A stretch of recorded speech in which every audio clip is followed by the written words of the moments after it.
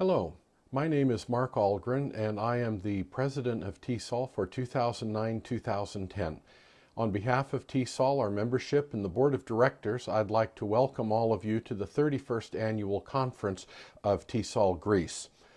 I'm particularly pleased to have been invited to speak to you today by your President Kostas, and I thank him for this opportunity. If in this year there have been three themes to my presidency, they have been professional development, development of the profession, and advocacy. By your presence at this conference, you have demonstrated your commitment to professional development as professional English language teachers. The conference is one form of professional development, and I'm sure that you're all participating in other forms of professional development throughout the year. Formally or informally, we exchange ideas with our colleagues in our schools, in our regions, within our cities, and from those things we learn how to better push forward our profession as a group. TESOL and its affiliates have a responsibility to ourselves and to our students to advocate on behalf of the profession. To me, advocacy really means nothing more than education, and as educators, we certainly know how to present information to our students. For that very reason, we should be able to present information about ourselves, our profession, and what we do to policymakers around the world. I know in the United States, from my participation in Advocacy Day at the United States Congress, that policymakers at the highest levels of government appreciate the information that they receive from us that teach them about who we are, what we do, and the value that we bring to their constituencies and to our own countries and the children who are the future of the countries that we all represent. I hope that members of TESOL Greece and other affiliates that may be present at this conference, that you'll share those ideas of advocacy in your own countries with one another and share the ideas that you have about how you can better advocate for the profession and for your students with educational leaders and other government leaders. As I thought about this presentation, I recalled the presentation by a former president of TESOL, Dr. Elliot Judd, in his presidential year in 2006 at our conference in Tampa, Florida. You will see across the bottom of the screen a URL where you can read his comments in context and in full. On the occasion of TESOL's 40th anniversary, Elliot was reflecting on the elements that make up a profession. And out of those 10 that Elliot gave us, there were 4 that I believe constitute the core elements of what make a profession. And those are that a profession has a body of knowledge, a profession has a prescribed regimen of licensing for its members, a profession has a set of or a code of ethics to which it subscribes, and it has standards.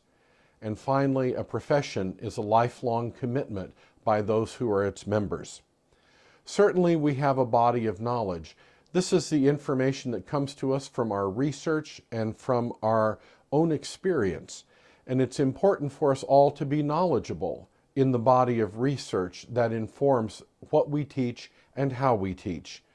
Research does matter, even if you don't really do research. And as Elliot said, otherwise we are practicing intellectual alchemy. We have a prescribed regimen of licensing for our members. We bring neophytes into the profession through the training programs that we have in our colleges and universities, and through having qualified people staffing those programs, very often the researchers themselves, we prepare new people to enter the field. We must remember too that in some professional fields, and indeed we are a profession, in some fields, if you are practicing without proper training or without a license, you can be subject to fines or even imprisonment.